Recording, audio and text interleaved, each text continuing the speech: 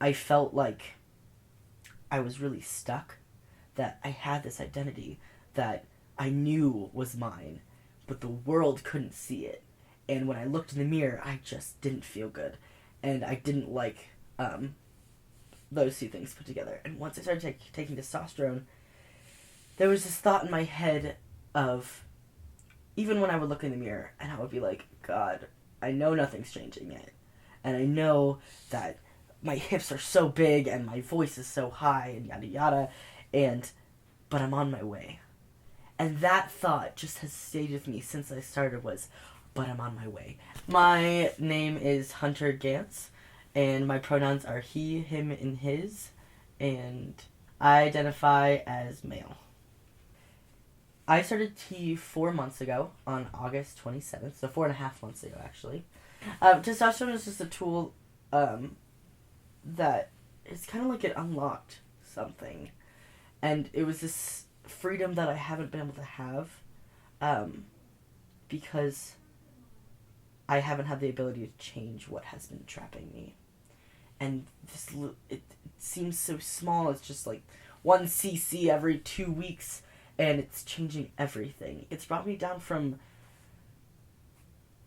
feeling like I'm a tiny person in my rib cage with all this dark empty space around me, to feeling like I'm actually starting to grow to fit into my skin, where everything's feeling like, oh yeah, this shoulder, yeah, this is mine. Oh yeah, these hands, like, these are mine and I can use them.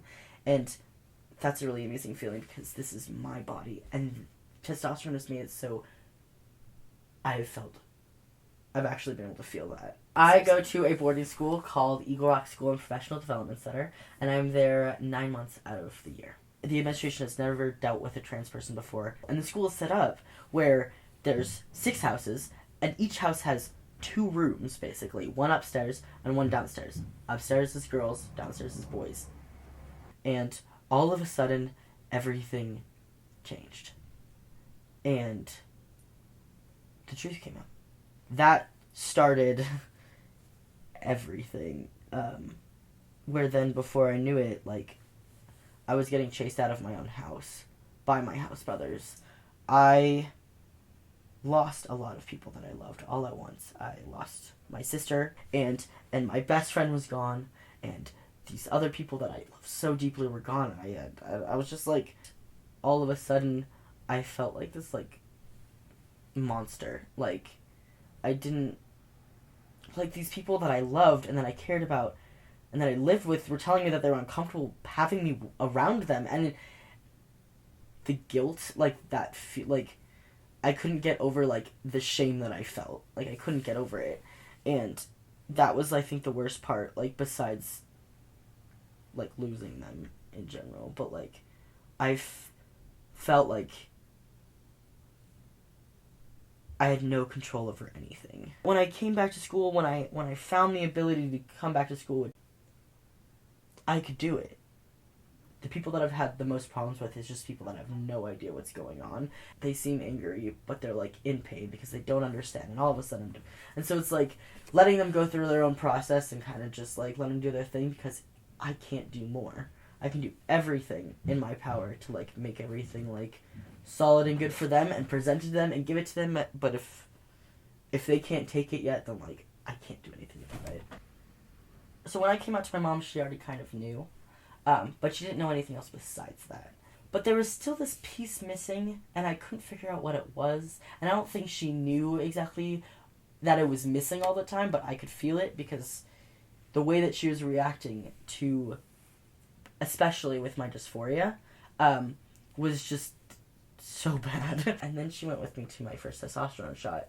And we're driving there, and it's cool, and I think there was just this shift where she realized how important it was to me, where she understood that this was not something very small, but how she saw it. You know, the mindset that it's not going to change anything was what she had. And then we went, and she started taking pictures of the consent form, and she was recording me getting the shot, and I'm getting so excited, and I can see her visibly getting excited off of my energy. And that was the first time that I'd see her just get it. Just really just zone in and be like, oh, this is it. This moment, I'm here for, like, the life-changing moment, and she got it. I don't mind people seeing me for many different things, but I don't want to just be seen as one. Like, when somebody thinks of me, like, not being like, oh yeah, the trans kid, like, being like, oh yeah, that smart one. Oh yeah, like, when I need something, like, this guy has really great advice, or like, I heard this poem that he wrote and it just changed something in me. Like, that's the kind of stuff I want to be remembered for. Like, I want to be remembered for values, for being able to be honest even when it was hard, and being able to be myself, and being able to create a safe space for other people, and talking about intellectual things and that kind of stuff. I want to be, like, known as a person that you want to be around. I'm remembered as a good person, like a person that, like, that can change something. I think gender fluidity is a very real thing. I think it confuses people that there's even a possibility that boxes don't exist. That gender and sexuality and sexual, like, expression and gender expression, like, all of them are completely separate things, but they're also different spectrums. They're not boxes, they're not, this area and this area. It's literally like a full spectrum. And when things slide like that, it means that there's no certainty in things all the time.